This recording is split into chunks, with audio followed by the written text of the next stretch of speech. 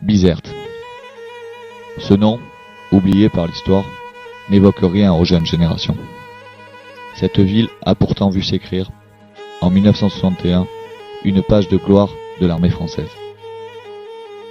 La Tunisie est indépendante depuis 1956, mais la France y a conservé d'importantes installations militaires nécessaires à sa sécurité. Véritable verrou de la Méditerranée occidentale, Bizerte joue en effet un rôle de sonnette capable de détecter toute attaque venant de l'Est. Défendu par un étroit goulet, un immense lac intérieur abrite une base navale et un arsenal pouvant accueillir les plus gros bâtiments de la marine française. Une base aérienne, point de départ des raids en Algérie, ainsi qu'une base d'opération complètent le dispositif et font de Bizerte un point clé de la défense française en Afrique du Nord.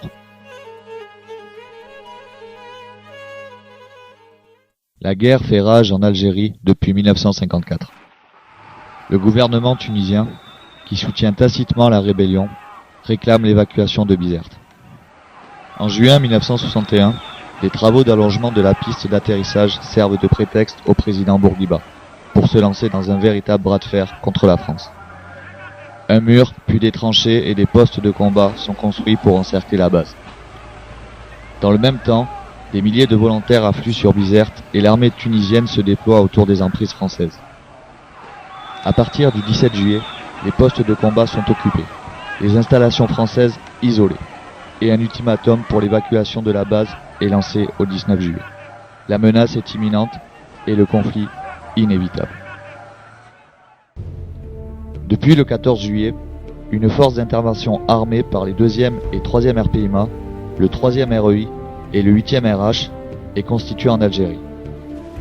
Le 19 juillet à midi, le 2e RPIMA est mis en alerte avec un préavis d'1 heure.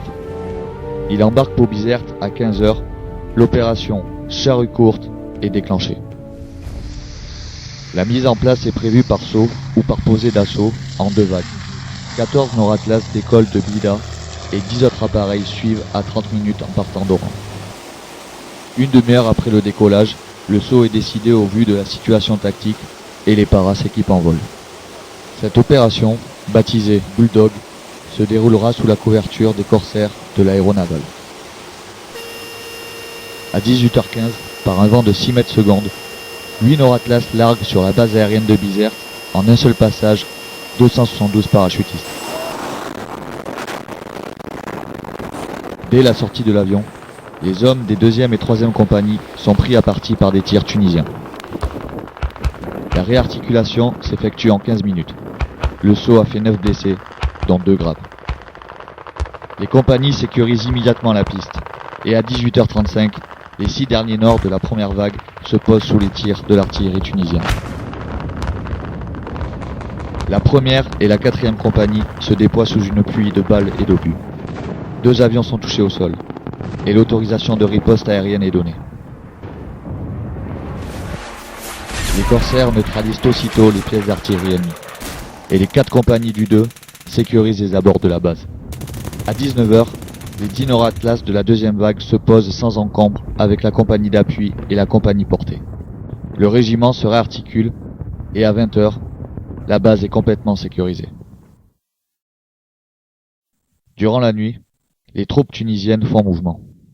Et à compter de 4 heures, la base est à nouveau la cible de l'artillerie. Afin de dégager l'emprise, le 2e RPIMA reçoit pour mission de s'emparer des crêtes qui l'entourent. À 6 heures, l'opération Colline est déclenchée. Appuyés par les canons de 105 français, les paras franchissent les enceintes de la base et sont aussitôt pris sous le feu des mitrailleuses ennemies. 4 compagnies progressent vers leur objectif, tandis qu'une autre est envoyée défendre l'arsenal, attaqué au lever du jour. La 2e compagnie est durement accrochée dès les abords ouest de la piste. Elle est dégagée par les corsaires de l'aéronavale qui larguent leurs bombes à moins de 500 mètres des paras. Les combats sont d'une extrême violence. L'ennemi, protégé par ses tranchées, tient fermement ses positions qui ne s'arrachent qu'au corps à corps. La 3e compagnie nettoie les vignes au nord du terrain d'aviation, tandis que la 4e compagnie et la compagnie portée se heurtent à une vive résistance dans le secteur est. Après plusieurs heures de combat, et face à l'acharnement des Tunisiens, L'opération Charrue longue est déclenchée. Elle consiste au renforcement du dispositif par le 3e RPIMA qui se pose à 15 heures en une seule vague. Immédiatement, les compagnies du 3 partent sur leurs objectifs, soit pour renforcer les compagnies du 2 durement éprouvées, soit pour s'emparer de nouvelles positions ennemies. Appuyée par un peloton de chars, la première du 2, restée jusque-là en réserve, s'empare de la cimenterie transformée en véritable forteresse. La résistance cède et les bataillons tunisiens sont mis en déroute. Au prix d'efforts surhumains, face à un ennemi largement supérieur en nombre, les paras ont dégagé les bases de Bizerte. Le 20 juillet au soir, le 3e RPIMA se regroupe pour préparer la prise de la ville et le dégagement du Goulet, décidé suite au refus tunisien d'ouvrir les négociations.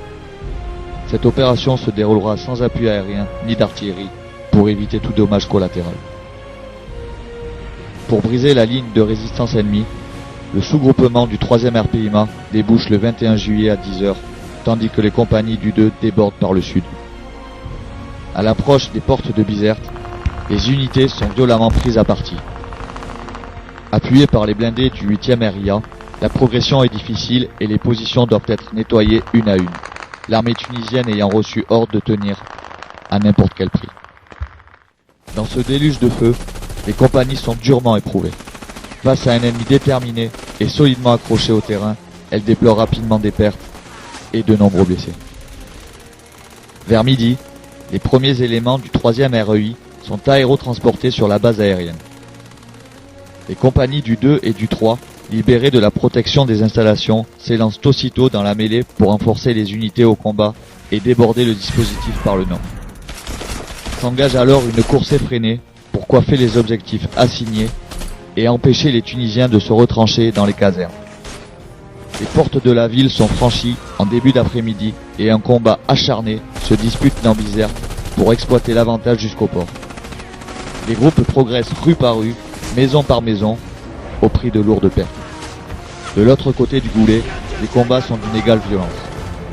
Le port est atteint en début de soirée, la flotte capturée, l'armée tunisienne en déroute et les prisonniers nombreux. À la nuit tombante, la progression est arrêtée. Les compagnies, à bout de souffle, valorisent leur position. L'ennemi qui s'est retranché dans la Médina refuse toujours de négocier. À l'aube du 22 juillet, les affrontements reprennent dans Bizerte. Les poches de résistance tombent une à une, non sans perte, et le dernier bastion, Fort d'Espagne, est pris en fin de matinée. La ville est méthodiquement ratissée et quadrillée par les paras. Chaque maison, chaque terrasse peut encore abriter un tireur isolé qu'il faut débusquer. Malgré les négociations ouvertes dans l'après-midi, les combats sporadiques continuent. Vers 15 heures, le 8e RH commence à débarquer et se déploie pour relever les unités parachutistes. L'opération Charrue est terminée, et face à un ennemi 3 fois supérieur en nombre, le dégagement de Bizerte est un succès. Le drapeau français flotte à nouveau sur la ville.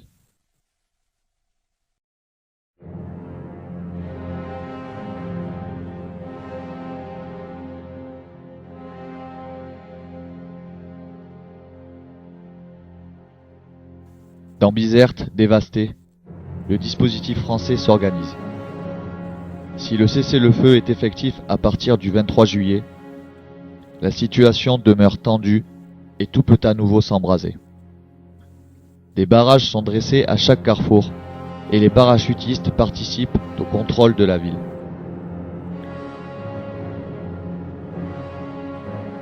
Côté tunisien, le bilan est sans appel.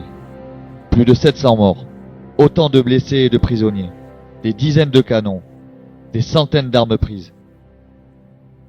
Sur les 27 tués et les dizaines de blessés français, le 2e RPIMA déplore 40 blessés et pleure 10 de ses soldats. 50 ans après, n'oublions pas leur sacrifice et levons-nous pour honorer leur mémoire. Caporal-chef Pernalon. Mort pour la France. Caporal Humbert. Mort pour la France. Parachutiste Rapado. Mort pour la France. Parachutiste, Coel. Mort pour la France. Parachutiste, Masson. Mort pour la France. Parachutiste, Willem. Mort pour la France. Parachutiste, Gare. Mort pour la France. Parachutiste, Guillaume. Mort pour la France. Parachutiste, Hansler. Mort pour la France. Parachutiste, Brousson. Mort pour la France.